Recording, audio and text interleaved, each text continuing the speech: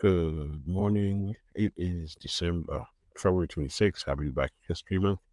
This is the OTTLY. I am your host of the Common Sense Party podcast. Our mission to inform our listeners on topics that affect everyday person. Rate us, review us. Give us 5 stars, give us 4 stars, give us 3 stars, give us 2 stars, give us any stars. Give us any stars, we just assume doing it properly. We're available where you get your podcast. You can check us out at Spotify, Amazon Music, Samsung Podcast, Pandora, Google Podcasts, iHeart, YouTube Music, and TuneIn. We're still trying to get help to get an Apple ID so we can inform more customers, more citizens. There you go, citizens. You could also support the podcast at Cash App and Zelle. That information is on the Spotify page front. You can contact us at the Common Sense Party Pod at gmail.com. We're also available on Instagram, TikTok, and Facebook. Today, we're going to talk about how Mitch McConnell has been influenced by Trump, how they want to get rid of him, the border bill, and the primaries. Yes, the primaries. The primaries were just recently. So we will get started with what did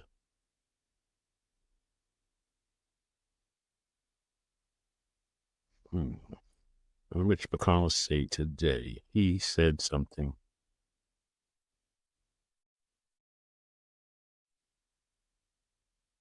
pretty interesting.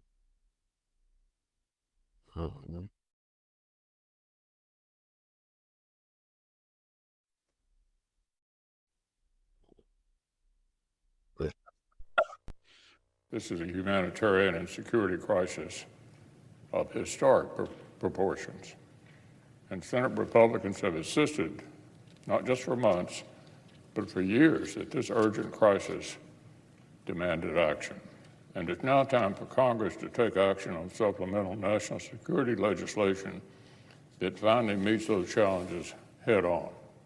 He is still slurring. Ladies and gentlemen. I don't know why, but he's still slurring. Sounds like he is having a problem speaking. But this is Mr. Bannon talking about how he's a traitor to... I believe two things. Byron Donalds also said, I believe two things. Byron Donalds also said, at this point, this is according to Congressman Donalds, this government doesn't deserve to be funded. So let me give you the strategic plan here. It's quite simple. I believe that we can make a move now on Mitch McConnell. I think this is the weakest Mitch McConnell's ever been. This is a complete disaster. He kept people in the dark. We got, Rosemary Jenks got it leaked. War Room put it up. They accused us of lying. They accused us of internet rumors. It turned out all to be true. And even worse, McConnell never got anybody into the loop, including guys like Wicker, and they're steamed.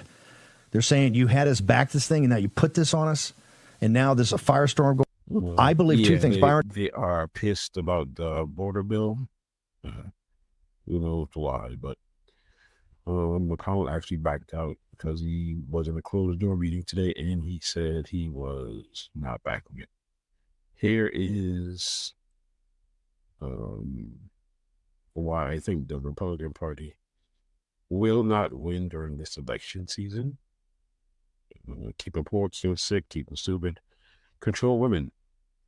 If you are currently with this Republican Party, this is what they stand for, and why you stand with them, I don't know. But check this out. Here's the last one. This is Barrel. Need to listen to it, even though I hate it, because you have to hear. Fired up. You got to see what they're doing. That was the tip right now by federalizing the National Guard. They're saying, hey, Kristi Noem and Governor Stitz and all you big shots Republicans are going to have Abbott's back. You're going to have the citizens of Texas back. guess what? We're going to federalize your National Guard and take it away from you, and we're going to send that to Texas to cut the razor wire in front of you, to humiliate you and to break your spirit. This is what they're trying to do, to break your spirit. Yeah, this media, this complicit propaganda media is just as bad as the NGOs. They're just as bad as the politicians in Washington, D.C. It's part of this three-legged stool of corruption that is destroying America from within. They are enemies of our nation. It's the enemies within that our founders warned us about us. Mitch McConnell's an enemy of the United States. Absolutely. Absolutely. He's so tied to the CCP. Absolutely. That's how he made all his money. Came here as a broke country lawyer, right? Had no assets, no money, nothing. At least Rashida Tlaib stabs us in the front. Absolutely. It's Mitch McConnell that stabs us in the back. Omar may stab us in the back. She may too. Who knows? They'll stab us both ways. She's Somalia first. Is that her? Yeah. She represents Somalia. It's just a disgrace. Okay.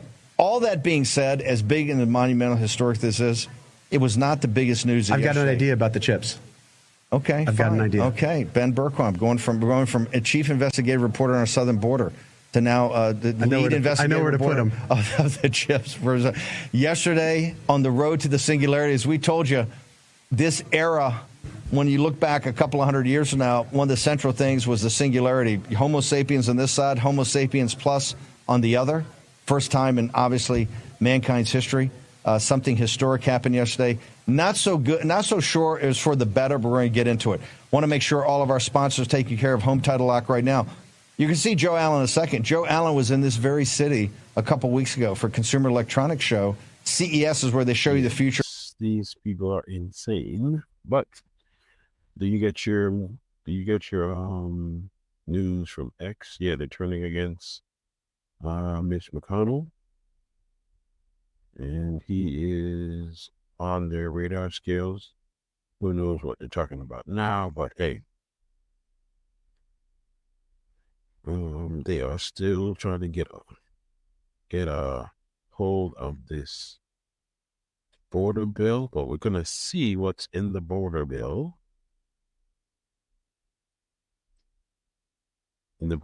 So we are trying to get you guys to come out and vote so this nonsense does not go forward. So again, we're gonna inform you what's happening with the bill that went to the Senate today. Check this out. The most significant immigration reform proposal in a generation is now in the hands of the U.S. Senate after negotiators unveiled their compromise deal. The bipartisan deal would tighten asylum rules and allow for partial border shutdowns while increasing enforcement and opening some new avenues for legal migration. The measure would also offer billions of dollars in assistance to Ukraine, Israel, and Taiwan for the defense of their respective borders. Congressional correspondent Lisa Desjardins has been digging into the bill text and the immediate reactions to it. Lisa, it's good to see you. So this is a significant bill, 370 pages, as you well know, because I know you read through the entire thing. What are the highlights? Okay, lots to talk about here, and want to help people understand there are two pieces to this bill. One, very big policy, especially on asylum, and then also big dollars when it comes to security here and abroad. So let's look at the overview of what's in here. First of all, let's talk about that immigration policy. There is an overhaul, especially of the asylum system, and then it also expands ICE detention in general. It would also allow for border closures of some sorts, meaning a stop in processing of asylum claims under certain circumstances. Now, as for that national security and international security piece, $60 billion for Ukraine, $14 billion for Israel. And if you look at all of the other dollars in here, it adds up to over $115 billion. And that money is essentially what President Biden initially requested. So really the focus here at this moment is on that immigration policy part.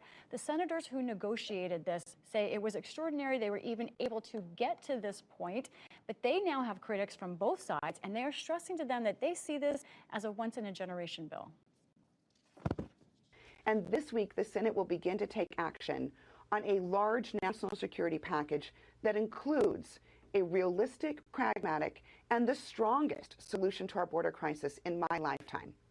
Are we as Republicans going to have press conferences and complain the border's bad and then intentionally leave it open after the worst month in American history in December? Those were two of the senators, along with a third Democrat, Chris Murphy of Connecticut. Those 3 senators are the ones who have been behind closed doors, weekends, nights for the past few months to negotiate this out, also with the Biden team on board this. But now they have to convince 60 senators. And right now, by my count, there's just 12, with most senators not saying how they feel. And we should say that Omnis set to speak with Senator Murphy momentarily. President Biden, back when he was trying to salvage this deal, he said that he would shut the border down using the authority granted to the president in the bill. How would that work exactly? This gets complex, but think about the problems that this bill is aiming to solve. That huge group of people that have been massing at the border, the surge there, many of them have crossed the border through our asylum policy, which has meant that because of a lack of detention space and the way our asylum policy works, they have entered the country almost automatically and waited processing sometimes for years in theory. So what this bill has done to try and address that is a few things with this shutting down the border concept. Let me explain this. This would be a new authority that would be given to DHS, and under this authority, DHS could immediately deport most of the migrants that were encountered at the border, as opposed to now when those migrants are generally allowed in the country to await processing. Now, this would go into effect optionally for the DHS secretary at 4,000 migrants a day. When we hit that average level, it would be mandatory at 5,000 migrants a day. Now, some conservatives have a big problem with those numbers, but that is much lower than the numbers that we saw in the past few weeks for sure. Also, I want to mention that that is a policy closure of the border. Of course, the border, there's still open land there. This does allow a DHS secretary to continue building a border wall if they choose. And reading through the legislation, Lisa, what's clear is that it really dramatically reimagines the asylum system in this country. Tell us more about that. Yeah, I was texting with all kinds of people last night who didn't really believe me when I said what was in this in terms of the asylum system. So let's go through that first of all. The asylum proposals in here. There would be a tougher standard for people to enter the country in that first screening. The standard would move to clear and convincing. Right now, it's just you have to show a significant possibility to prove that you've been persecuted. Now, a fraction of the people would pass that screening, a very small fraction. Most would probably be denied and put into removal processing and for deportation. Now, here's a big change. Right now, immigration judges are making most of these decisions. It would take the immigration judge completely out of the asylum process, and instead, asylum officers would make that decision. It's not even clear there would be a full interview. I'm not sure that lawyers would be present, though those applying could get a lawyer if they wanted. But then finally, this whole goal from this system is to do all of this in 180 days, the entire process. Now, while some on the left like that shortened process for asylum seekers, some of them are highly critical, saying this is so limited to asylum that it means very few people who really are fleeing persecution would make it through. There's pushback. I'm sorry, go ahead. Yeah. This is Andrea Flores from forward.us. Goal to reduce the amount of time it takes to review a claim. Unfortunately, this bill really goes overboard in making it even harder to get an already hard benefit. So it's adding a new asylum bar that would impact many of the people who otherwise might be able to qualify for protection. So that's a concern that this is just really limiting, and maybe a human rights concern from the left. The senators who put this together say no. Well, I was going to say there's pushback from the left, and of course there's pushback from the right. What's interesting, the GOP-friendly U.S. Chamber of Commerce came out today and said they support this legislation, says it has desperately needed reforms. Why are Republicans on the Hill? Why are they opposed to it? What are they saying? And at least one Border Patrol organization, they say that while they do like the increase in detention to 50,000, they think this actually does not end that thing called catch and release. That while many migrants through this system would be given sort of what's called an alternative to detention, they would be having ankle bracelets. Some say that's not enough, and that this would leave people in this country able to kind of at will move around, which is something that the conservatives don't like, but which the Democrats say there's not proof that that's been a significant problem. I talked to Chad Wolf, who's a former Secretary of Homeland Security. I don't think it ends catch and release. You know, they talk about single adults being detained. Well, they only have 50,000 beds, and I can guarantee you there is a lot more single adults coming across that border that need to be apprehended before they can be removed than 50,000. Conservatives also wanted some things that were not in here. They wanted more limits on humanitarian parole. It's a win for the Biden White House that there are no limits on that right now in this bill. And in addition to that, expedited removal, kind of fast-track deportations, conservatives wanted more of that, and that also is not in this bill. So in the 30 seconds we have left, Lisa, where is all of this headed? Right. It's tricky. We expect a vote on this in the Senate on Wednesday. Now, the 3 senators that I talked about are moving hard to try and get those votes. It is uphill even in the Senate, which is amazing because this is the most conservative immigration legislation we've seen in decades, but they're having trouble with Republicans, namely House Speaker Mike Johnson. He doesn't have a Senate vote, of course, but he has influence. Here's what he tweeted out. He said, "This bill is even worse than we expected. If this bill reaches the House, it will be dead on arrival." The hope from senators behind this is that they can turn that around by getting a big Senate vote. Right now, it looks pretty rough. At the same time, we know there's political influence here from Donald Trump and others. Indeed. Lisa Desjardins, thank you so much for that great reporting. All right, ladies and gentlemen, you just heard what is in the bill. Excuse me. I kind of agree. You give up something to get something. So, fast deportations. I don't like that an officer, I really don't like that not a judge, but an officer has the power to tell this person that you can't make it in the country without a lawyer. So it still should go back to at least a judge, give them at least 2 weeks. But if that's what it is, then you get the package to Ukraine and Israel. My thing is Israel is trying to cleanse that part of the country, but hey, gotta move as fast as possible. So I think it's an okay bill. The Republicans are going to try to attack it because it's an election year, and it's a win for Biden. A lot of people say that Biden's not doing his job. He passed the infrastructure bill, CHIPS Act, redid the IRS, and now if he gets this, he gets 4. He is good enough for re-election, I say. So let's get some more information on border security.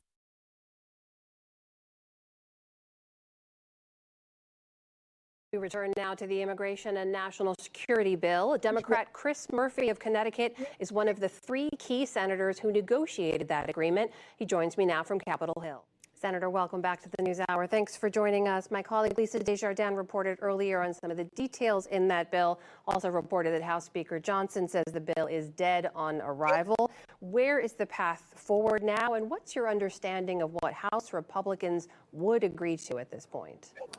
Well, let's just go back and understand why we're here. Last fall, Democrats tried to pass funding for Ukraine necessary in order to stop Russia from succeeding in their invasion. And Senate Republicans said to us, we're not willing to support Ukraine funding without border provisions. We engaged for 4 months in a good faith negotiation on the border, in part because we know the president needs new authorities to control the number of people who are crossing. And we achieved that agreement that allows the president to shut down parts of the border when crossings get very high, that dramatically reforms the asylum system so that it doesn't take 10 years any longer to get a claim processed. It will now take 6 months, and lets more people into the country legally with an expansion of family and employment visas. But now Republicans seem to be getting cold feet because Donald Trump has said, and his allies in the House have said, we don't want to pass any bipartisan border reform. We'd rather leave the border open and chaotic because it will help President Trump in his upcoming reelection.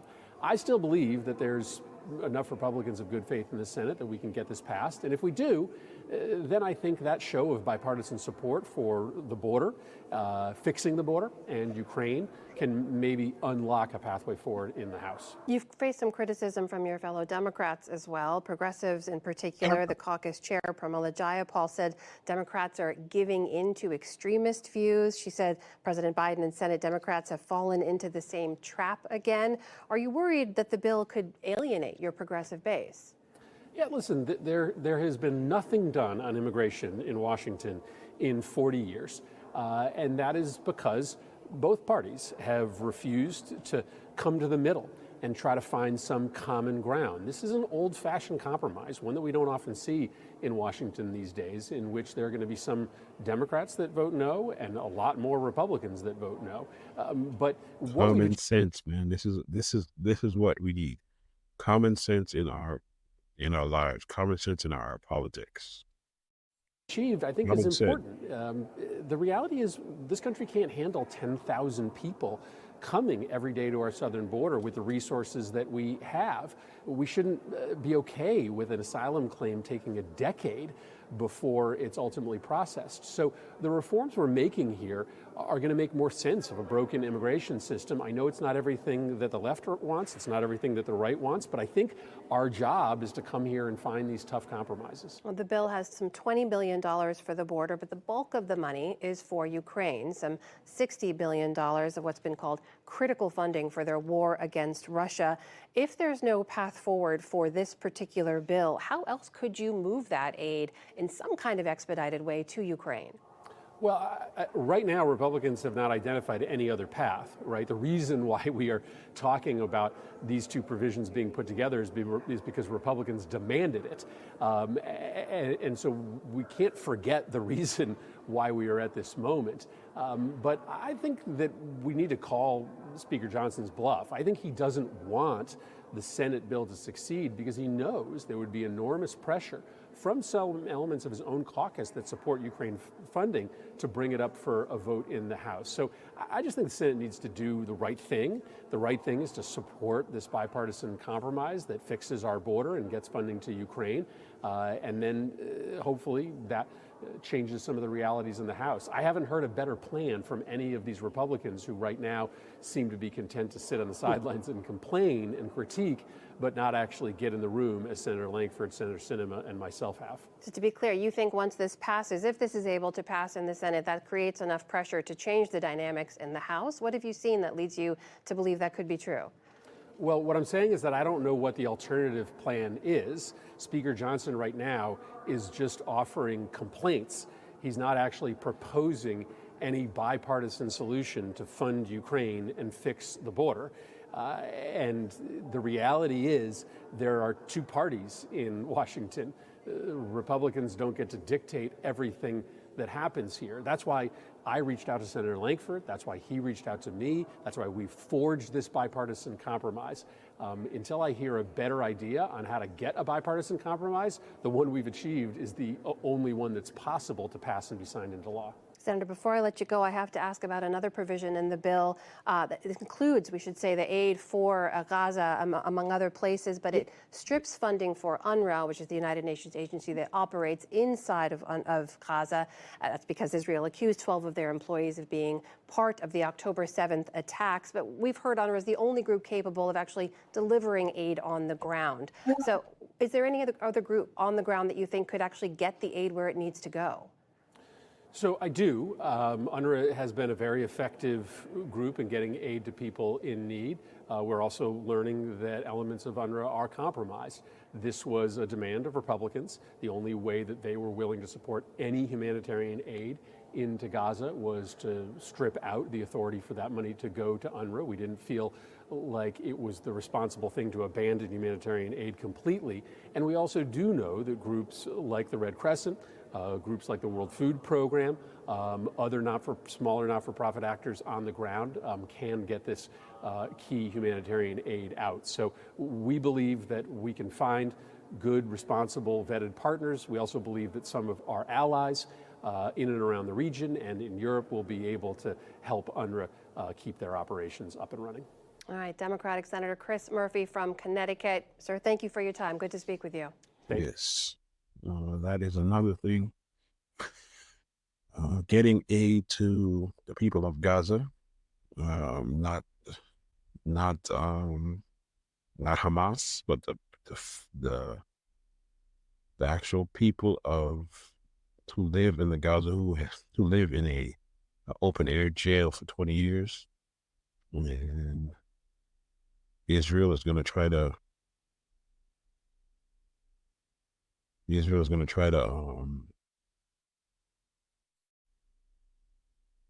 genocide and try to take over that era. So we need to watch the right-wing party they're trying to get over a fast one on them. So let's see. One more about border security that the Republicans are not doing. For the first time in more than a decade, major immigration legislation will come up for a vote later this week on Capitol Hill.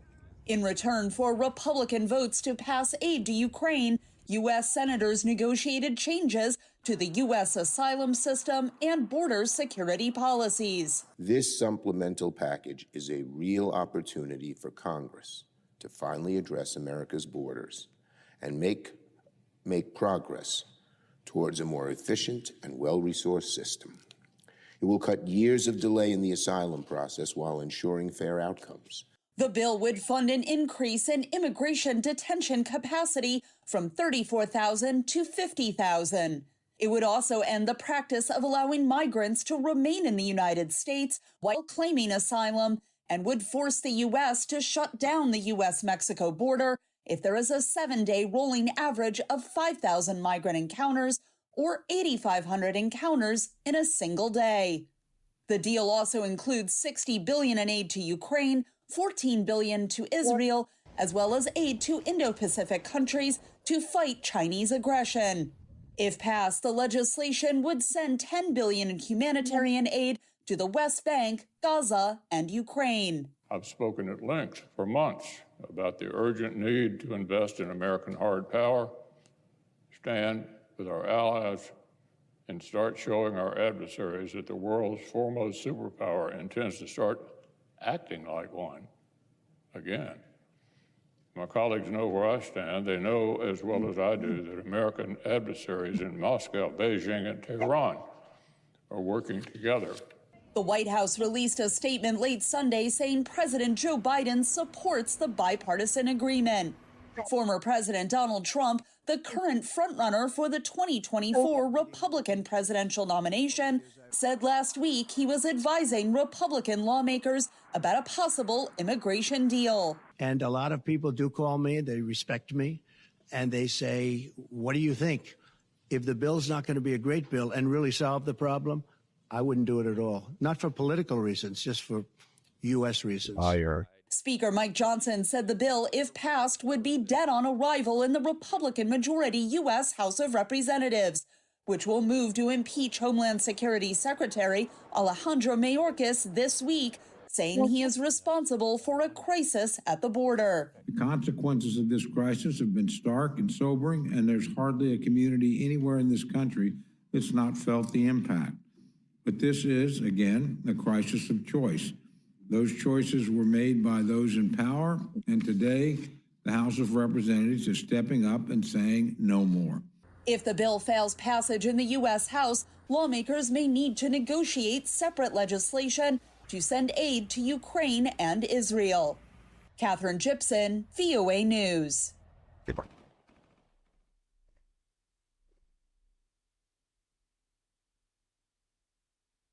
Yep. So the Republicans are doing the natural thing they do, which is nothing. Absolutely nada. Nothing. So, my 2 cents is it's a compromisable bill.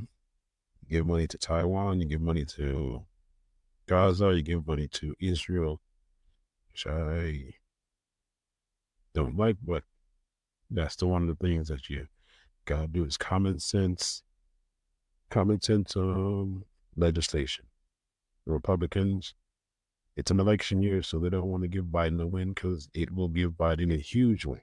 Again, he passed infrastructure, he passed the CHIPS Act, passed reforming the IRS, or funding the IRS, and immigration. So what will he do in his second term? Maybe he will help African Americans and everybody at home. Inflation is going down, gas is going down. So while those people that don't want him back in, what more you want? Donald Trump, who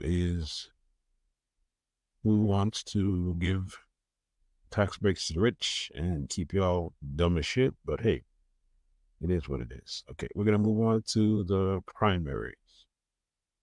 So what are the primaries? So We're going to explain the primaries to you so we can move forward 2020. In December of 2007, a U.S. Senator named Barack Obama was running for president. It didn't look like he would beat the well-known frontrunner, Hillary Clinton. She was nearly 20 points ahead of him in the national polls. But then, 1 month later, a huge victory. Obama won the Iowa caucus. The Iowa caucus is like an election, but instead of voting in a voting booth, you stand with other people to be counted. It's weird. But it's also the very first contest in America's presidential primary process to determine the two major parties' nominees. And if you win it, it's a big deal. You have done what the cynics said we couldn't do. Literally overnight, Obama shot up in the polls. Winning Iowa turned him from a long shot candidate to a real possibility. For the last 50 years, Iowa has been a hugely influential part of the presidential primary system. But in 2020, well... Epic failure. Meltdown of the vote reporting system. First, a bunch of technical mishaps delayed the caucus results. Then when the results came out, no one was actually sure if they were correct. And it started to raise questions about whether the Iowa caucus deserves to be so important. The way America's political parties choose their presidential nominees, starting in Iowa and then with 63 other elections on 21 separate days, was kind of set up quickly and without any real thought behind the order. So why do we choose presidents this way? And is there a better way to do it? To understand how we do things now, you have to go back about 50 years. As recently as the 60s, only a few states even held primaries. Most states didn't, and party leaders would just pick the presidential nominee at the convention. Voters were much more divorced from the process than they are today. This is Lee. She's been covering the 2020 primaries for Vox. At that time, the people in charge were effectively picking the people that would stay in charge. Which mostly worked fine until 1968. In the few primaries that year, young Democrats voted in big numbers for candidates who were against the Vietnam War. But at the convention, the party delegates instead chose the pro-war vice president, who wasn't even on the ballot in the few states that actually held primaries. It did not go over well.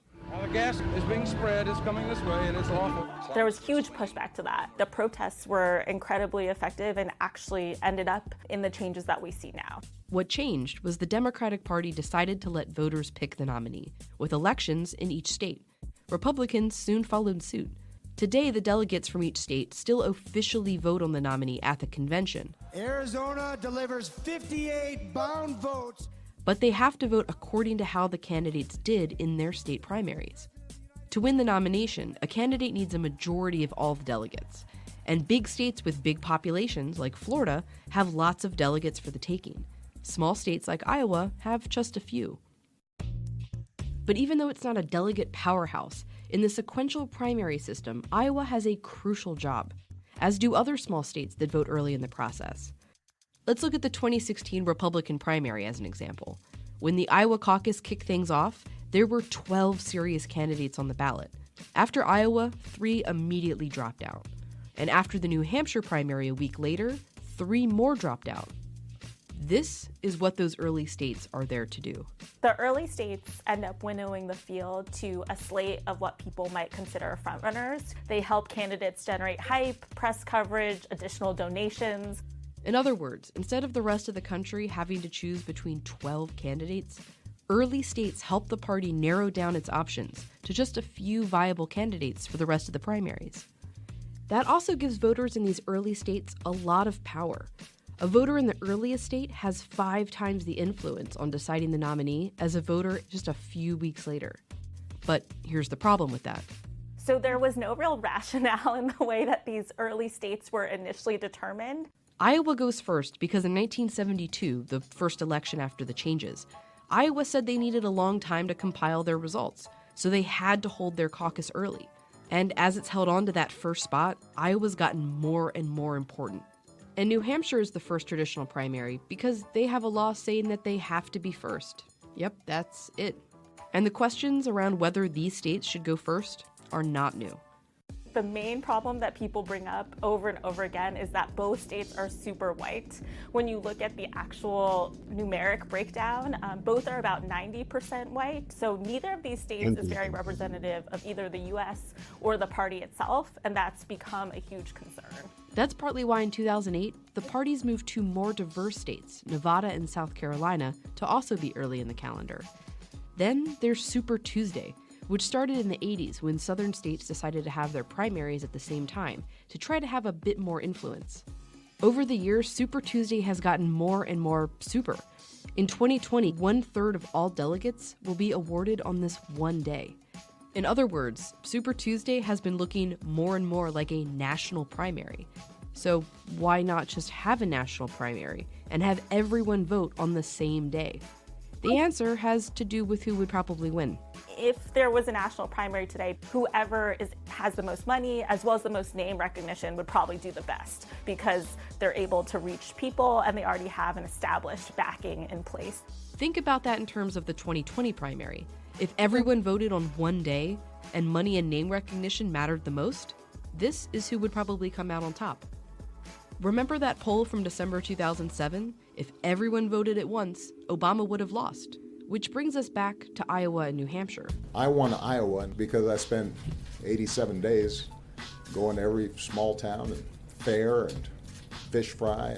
Both Iowa and New Hampshire, they're very accessible, so you can drive around, you can hold events, you can go to the fair and meet with voters, and also their media markets are much cheaper than other larger states like California. Both of those factors make it easier for a candidate who maybe isn't that well known to also make the same type of impression of somebody else who might be, wealthier and more well-resourced. So the sequential system helps narrow the field, and starting in a small state can help underdog candidates emerge. But should that state be Iowa? Why start in Iowa? Well, that's the conversation that will absolutely happen after this election cycle. There have been a bunch of different options floated. One is to change the state that goes first. So which state should go first? The website 538 tried to figure this out by looking at the racial, ethnic, and educational breakdown of every state to find which one was most representative of the Democratic Party as a whole. Number 1 was Illinois. Iowa was 42nd. Another option is to actually just move it so that 10 states go in February. That kind of dilutes the influence of Iowa and New Hampshire a little bit. And then another possibility is the idea of rotating. They've talked more about rotating regions that would dominate the primary one year and a different region that would dominate the primary a different year. The way America nominates its presidential candidates isn't set in stone. The political parties can and have changed the process over the years. But it's been a while. Maybe it's time. Yes, so that is the option of the Democratic primary. And one thing that came about was why Black voters are voting for Trump. South Carolina just had their primary. They just had their primary. So one thing that was going on was the national poll said that Biden is going to lose in the national election to Trump, which I disagree with. That's just me. I just don't like it. So don't pay me no mind, but check this out. We've seen inflation drop now 2/3. We've seen wages now are up. We're turning the page, we're turning the corner. And again, that's a point of pride and consideration. But one thing that I hope we will consider, when you turn on those anger machines and anger network, when it comes to the issue of guns, Senator, it is remarkable that the number one issue that folks on the right believe is a threat to our kids are drag shows and trans community. Yeah. I'm serious. I mean, just by the amount of time and energy they spend on it, there's got to be the number one issue that's affecting our kids. Not the number one killer of our kids, guns. That's a hell of a statement. That is Gavin Newsom. He's stopping for Biden.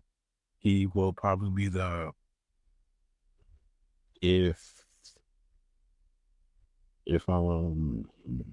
Biden makes it through his second term, if he wins, I think, knock on wood, Kamala Harris become president for 3 years or 2 years.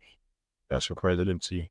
And then Gavin Newsom becomes the president in 2028. I think that's how it's looking. All right. This is the one thing I saw. If you didn't know, yeah, he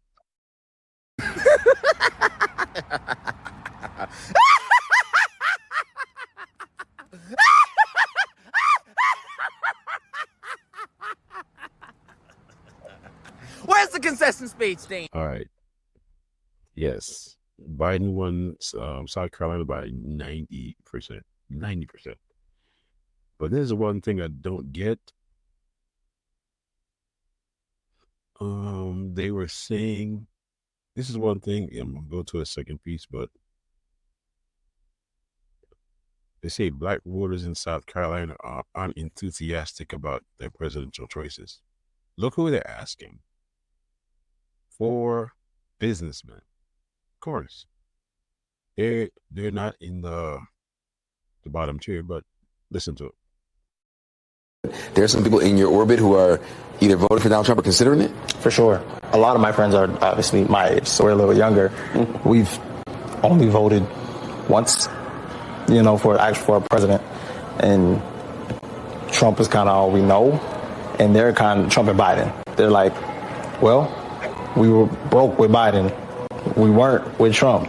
And that's kind of the only thing that I'm hearing over and over again is that, well, Trump, we had money. Well, okay. Kids are dumb. And they don't understand that under Trump, he put them in serious debt. Serious debt. But we're going to his narrowly trailing Trump.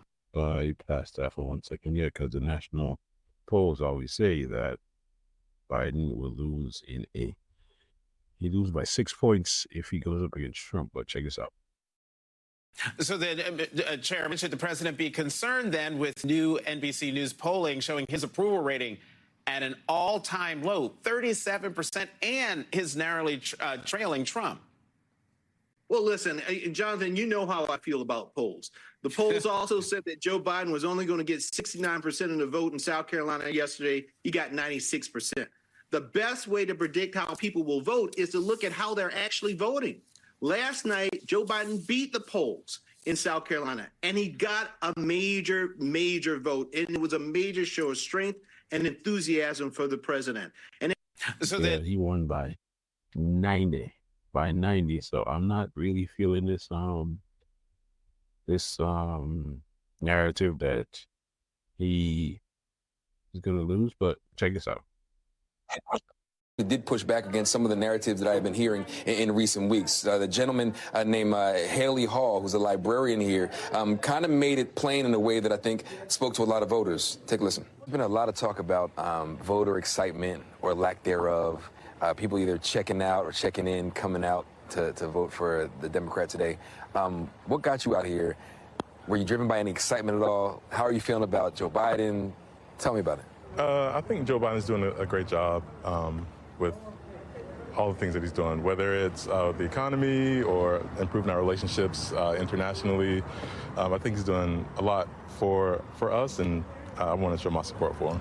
That is the one thing that you hear from folks who actually are plugged into the issues and aware of what the administration has done. There just seems to be a disconnect between that positive message that resonates with him and some other folks who clearly are unaware of some of that progress. But again, that kind of voter is the kind that showed up today, those who are informed and mission-driven. Okay, so I reached out to DNC Chairman Jamie Harrison before we went on the air saying, I'm going to be on between 7 and 9, any tidbits you can give me. And just before this panel started, he sent me this text message, and he said I could attribute it to him.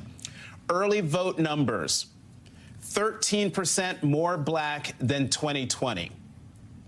13% more black than 2020. 2020 was a presidential election year. That was when Joe Biden's campaign hobbled into South Carolina, having won no state. But anybody who was paying attention to South Carolina in 2020 knew that that was going to be the first opportunity for black voters to tell the rest of the country who they thought should be the Democratic nominee, and they made it clear that that person should be Joe Biden.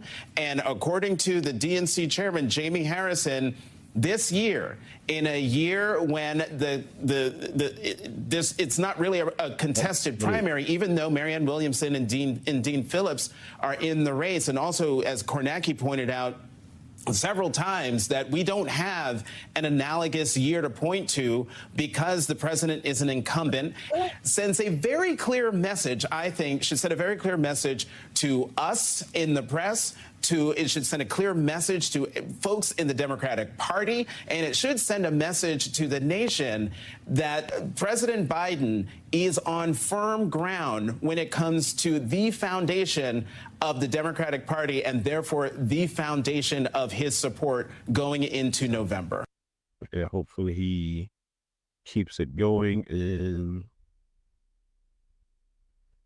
wins the Electoral College and the popular vote, because it will be a shame to for him to do all this good work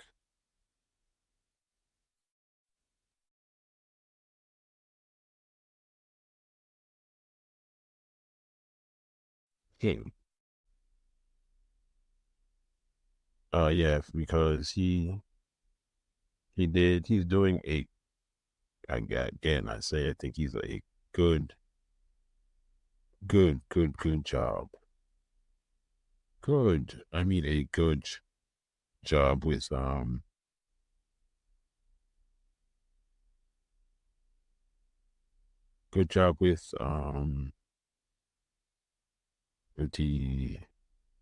with the people who are, I'm sorry, I'm a little bit lost for words. He's doing a good job as the president. I think he deserves a second term. The second term would give Kamala Harris experience of being president. Okay, so here's an example of a misleading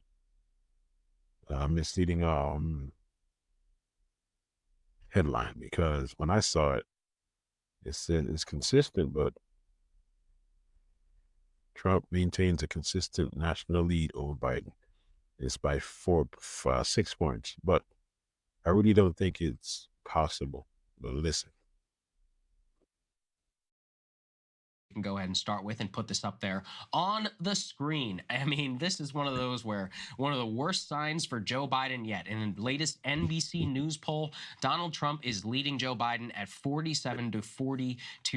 And the top line number there for Trump is actually gone up since November. Joe Biden's number's gone down by 2. Let's go to the next part, please, because this is equally important, where you can see the approval rating in an NBC News poll at the start of re-election for everyone for the last 20 years. George W. Bush started off in 2004 at 54%. He was riding off the high of his post 9/11 approval. Barack Obama in 2012 had a 49% approval rating. Donald Trump had a 46% approval rating. Joe Biden coming in at 37%. He's putting up Jimmy Carter level numbers in his year out ahead of the overall election in 2024. And Harry Enton, who works over at CNN, he's actually a pretty good polling analyst, flagged something which I think is probably the most important data point of this. This is the first time that a Republican for president has held a consistent lead in national polling since 2004, which is absolutely stunning. Crystal, I mean, there's a couple of things that we should go through here, and we're going to cover some of the pluses and the minuses, I guess, Today will be the minus side for Joe Biden. Approval rating, dismal. Approval rating, though, is not necessarily equal to the overall votes. As we saw, Trump could have a 46. You could still lose the overall electoral college. One of the problems, though, is that for Democrats, the ability to win the popular vote has been a foregone conclusion since 2004. Trump is now currently in a position, polling-wise, we don't know whether that's accurate, where he does appear as if he may be able to edge out in the popular vote. Given that Republicans actually have a -2 popular vote advantage in the overall electoral college, that's the worst possible position, I think you could say fairly, for Joe Biden, especially when we think about it on a state-by-state level. The only counter case I could give to you this is that, look, every election is unique, and I know that sounds trite, but H.W. Bush, in 1991, had a 90-some approval rating after the Gulf War, and he still went on to lose the 1992 campaign. Yeah. So it's not always one-to-one, but historically, that's more of an aberration than it is the norm. The norm is that when people disapprove of your handling on the economy, your overall job performance, and you're losing in almost every single national poll, then you're not doing so well. At the same time, special elections, every time people go to the ballot, they don't seem to be going Republican. So I don't know. I just want to present the fair picture of where we're I standing. think the other counter you would say is what's unusual about this election is you basically have two incumbents going up against each other. Yeah, that's good. And Donald Trump also has a very low approval rating. So what do you make of that? I mean, I do think it is this bizarre situation where most of the country would say there's nothing I would like less than this rematch to occur, and yet we're staring down the exact rematch that is like the nightmare scenario for the majority of Americans. I think you have a situation where if it was almost any other just sort of normal run-of-the-mill Democrat, they would beat Trump. I think if you had any normal like run-of-the-mill Republican, they would beat Joe Biden. And so it really is a test of like, who does the country hate more? Who are they more dissatisfied with? Who are they more uncomfortable with leading the country going forward? Chaos under Trump, or, you know, someone who is incredibly aged and showing that age and declining on a daily basis to the point that he won't even sit for, you know, basic interviews and is effectively hidden by his team from the American people. And this is very, very, very apparent to people. Yeah. They've been telling pollsters routinely every single time they're asked, yes, I think Joe Biden is too old, and not just Republicans and not just independents. Democrats felt that way and feel that way as well. And yet here we are, you know, with an incumbent president deciding to run for re-election in spite of the fact that the American people overwhelmingly feel like he is not really up to another 4 years. So that's kind of the bottom line of this choice here. And, you know, I feel like there's just a level of denial and insanity on the Democratic side. We might cover this clip tomorrow in the show. Dean Phillips finally got asked to go on MSNBC after, you know, he announced 4 months ago. They never once had him on until after Joe Biden has basically like totally locked up the Democratic nomination, just completely romped in South Carolina. Then they decide to have Dean Phillips on, and they're like, why aren't you doing better? You know, if Democrats want another choice, why aren't you doing better in the polls? And he's like, you literally didn't even tell people that I exist. I have 5% name approval because they did so much to shut down any concept among the Democratic base that there was any option available other than Joe Biden. And at the same time, they're saying that it is mission critical and absolutely existential that Donald Trump be defeated. Yet they're putting up this guy who is like the weakest, lamest, worst candidate you could possibly have in there to try to beat Donald Trump. So it is a real level of insanity that has taken hold in the Democratic Party, where they have just anointed this man who is so incredibly weak, and where people feel so nervous about the idea of whether he can even make it through another 4 years. Absolutely. And just to underscore this, one of the key themes of some of the things we'll talk about right now are somehow Biden, his lack of strength doesn't just come from independent voters or from Republican overperformance or enthusiasm. He's losing key parts of his own coalition. MSNBC, shockingly, aired some comments from black voters that they at least were probably taken by surprise, where they aired some of the criticism of Biden. And not only that, about why Trump support, at least marginally amongst black men, is beginning to increase. Here's what they had to say. Some appeal there for some black men with Trump. What is it? Money. Yeah.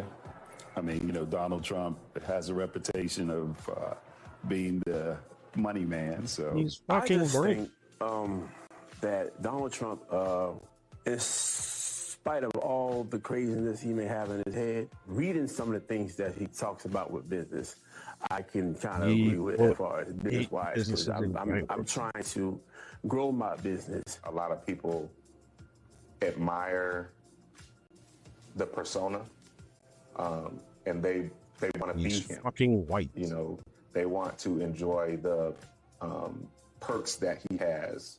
He seems to always be able to circumvent the rules. He is fucking white, and the rules were not made for black people. Please get educated. Don't fall for the banana in the tailpipe. You're hearing that too, that there are some people in your orbit who are either voting for Donald Trump or considering it? For sure. A lot of my friends are obviously my age, so we're a little younger.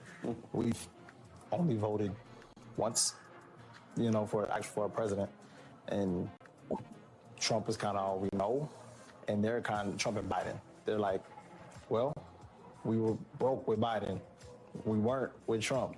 And that's kind of the only thing that I'm hearing over and over again is that, well, Trump, we had money.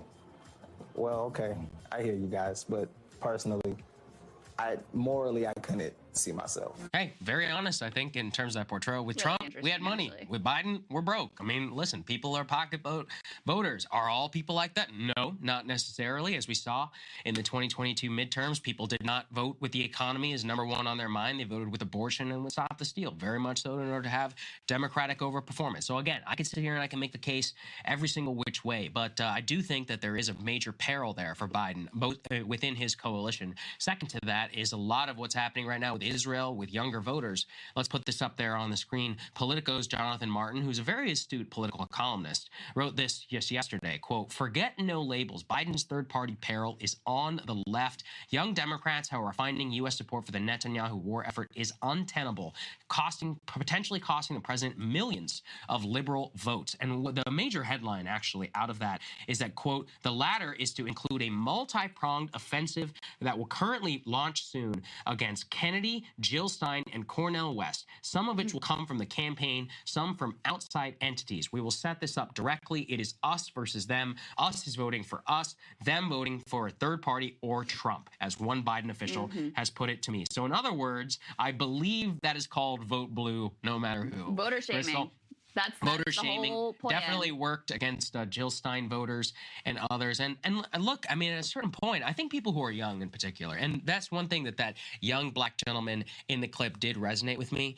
is he's like, listen, I'm a young guy. Trump is kind of all we know. And, we've been covering politics, and I think about it for so long, even though I'm only 31, almost 32, is that it's been 7 years. That's a long time, And before that, it was Obama. It doesn't feel like, Trump in many ways has been around since 2011 with the birther conspiracy and has been kind of the center of a lot of our politics for so long that people no longer want to believe some of the myths and other things that are out there. Now, it might be true that the suburban, moms and white men, college educated and others may definitely be swayed by the Trump as an existential threat and others. But I think key parts of the Democratic coalition don't want to be shamed anymore.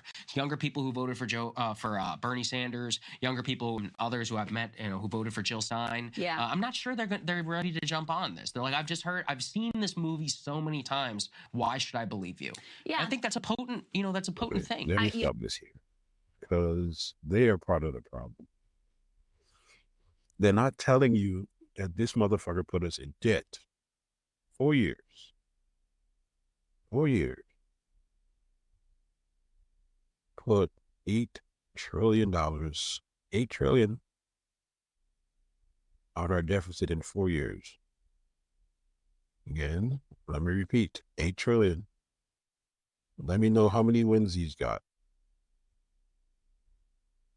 Like I said, hopefully these people will not fall asleep at the wheel, because that shit would be really fucked up if they actually put Trump back in, because he is not the answer.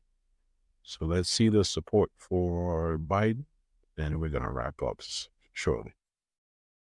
I'm not expecting any huge shifts right here, but you want to see out of curiosity, is this going to stay at 97? Is it going to fall down to anything like that? So what I'm seeing, though, big picture, just county to county, like I said, we've got a range now of counties that are reporting substantial vote here. As I said, the 3 counties with the lowest proportions of black voters in the entire state, we've got results. We've got a lot of results from all 3 of those, and Biden's running 96, 97% in all of them. We've also got results from some majority black counties as well here. Biden, again, running 97, 98, 96% in that ballpark. I'm looking to see if there's any turnout imbalance so far between them. What I'm seeing so far, this is just broad math here. We have to dive into it a little bit more later. But they're all running about a third, a little bit more than a third of their 2020 level in terms of turnout. All these counties seem to be. So, 2020, obviously a high interest year. Just put this in some perspective. I have the turnout totals here. This is old voter data, but I want to show you. This is turnout in South Carolina Democratic primaries. This was the first one back in 1992. Like we said, we're kind of flying blind. We don't have a Democratic primary when an incumbent's been running to compare turnout to. We have competitive Democratic primaries here. You can see the Kerry year, the Obama year, Clinton, Sanders. That was Biden in 2020. So if you end up at about a third, of the 2020 number, that's going to take you to about 180,000. It gets very, very rough right now. We want to get full results from these counties, but right now, they seem to be running about a third, maybe a little bit more than a third. That'd be about 180,000 turnout. So you can put that in some perspective. Those, high interest years of 20 and 8, these are all contested, very contested primaries. 16, 2004, John Kerry, John Edwards. And this is where it would fall if it runs at about a third, 180,000. 1992, again, that was Bill Clinton. That was the first. South Carolina had been a caucus state. That was the first year they went to a primary on the Democratic side. But that's about where that would clock in. And again, we just don't have, it's tough for me to say, is that a great number for Democrats? Does that say anything about enthusiasm? The big thing these results are just shouting is there's no appetite among Democratic voters for a contested primary for Joe Biden. Right. When he's winning New Hampshire, the ultimate high interest, high voter turnout primary state on write-ins with 2/3 of the vote, and now he's getting a number like this in South Carolina. Right now, it's not screaming anything immediate to me about turnout. It's just screaming to me that every Democrat who basically bothered to turn out today is sort of delivering a message, we're good to go for the general election. Yeah, good to go. Yeah, that's the turnout. And hopefully we get the result. All right. Today we talked about the border bill, primary, Biden's wins. So this has been the Common Sense Party Podcast. I'm your host, Dottley. Our mission is to bring common sense issues to our citizens. Rate us, review us. Tell a friend to tell a friend. Follow, rate, review, give us 5 stars, give us 4 stars, give us 3 stars, give us 2 stars, give us any stars. If you don't give us any stars, I'll just assume I'm doing it probably. But we are available where you get your podcast. We are at Spotify, Amazon Music, Samsung Podcast, Pandora, Google Podcast, TuneIn, iHeartRadio, and YouTube Music. You can also support via Zelle or Cash App. The information is on our Spotify About page. You can also contact us at the Common Sense Party Podcast. We're also available on Instagram, Facebook, and TikTok. Again, please go out and vote, because this one is more important. And also, don't let them fool you that if you put Trump back in, things will get better. They will just get worse. Right now, we're turning the corner to prosperity, and we might get a female black president the next time. So let's turn out. Georgia will be starting on the 14th. I will be working on it. And again, thank you. Thank you for listening. Tell a friend to tell a friend.